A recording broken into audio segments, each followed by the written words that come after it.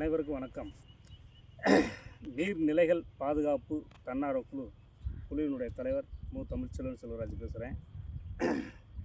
இது எந்த அணைன்னு பார்த்தீங்கன்னா, திண்டுக்கல் மாவட்டம் ஆத்தூர் வட்டத்தில் இருக்கக்கூடிய காமராஜர் அணை தான் இந்த அணை.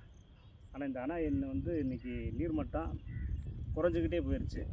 விவசாயிகளுக்கும் பயன் வந்து கொஞ்சம் குறைஞ்சிக்கிட்ட காலமும் ஆயிடுச்சு. அதே சமயத்தில் குடி தண்ணீரும் பற்றாக்குறையாக உருவாயிருச்சு.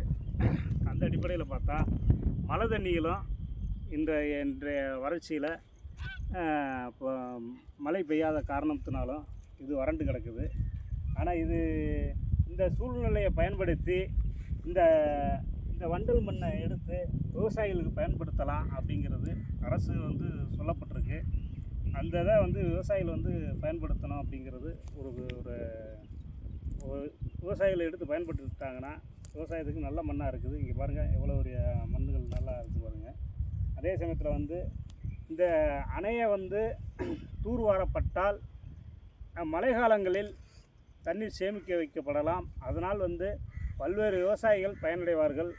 பல லட்சம் மக்கள் வந்து குடிநீர் ஆதாரத்திற்கு தேவைப்படும் என்பதால் இதை எதிர்வரும் காலங்களை நாம் வந்து யோசித்து இந்த அணையை வந்து தூர்வாரப்பட்டால் மிக பாதுகாப்பாகவும் சேமிப்பு வைப்பதற்காகவும் செய்யலாம் என்பதை இந்த நேரத்தில் சொல்ல கடமைப்பட்டிருக்கின்றோம். எனவே மாவட்ட ஆட்சியர் இதை கவனம் எடுத்து, அதே சமயத்தில் தமிழக முதல்வர்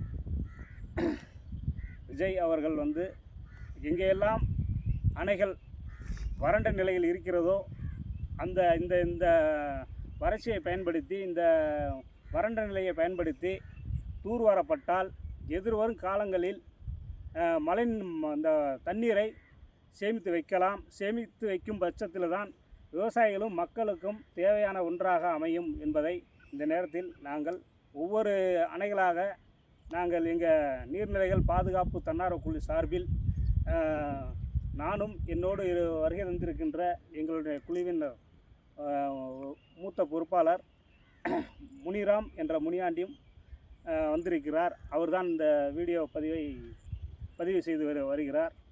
எனவே நாங்கள் இதுவரைக்கும் பல்வேறு நீர்நிலைகளில் பார்த்து வருகிறோம். ஆனால் அந்த ஒவ்வொரு சில இடங்களில் பார்த்தோங்கன்னா கம்மாயெல்லாம் கம்மாய் குளங்கட்டையெல்லாம் பார்த்தோம்னா சீமைக்கருவேல மரங்கள் அடர்ந்து இருக்கிறது. ஆக்கிரமிப்பு வந்து சீமைக்கருவேலனால தான் அந்த ஆக்கிரமிப்பு அதிகமாக, மக்கள் கூட ஆக்கிரமிப்பு கூட கொஞ்சமாக இருந்தாலும் கூட சீமைக்கருவேல அதிகமாக இருக்குது. அது மாதிரி நீர்நிலைகளில் இருக்கக்கூடிய சீமைக்கருவேலை அகற்றப்படணும், தூர்வாரப்படணும். அதே சமயத்தில் அணைகளை வந்து எந்த அளவுக்கு வந்து தூர்வாரப்பட்டு பாதுகாக்கப்பட்டால் மட்டும்தான் மக்களுக்கும் விவசாயிகளுக்கும் பயன் அடையும் என்பதை இந்த நேரத்தில் சொல்ல கடமைப்பட்டிருக்கிறோம்.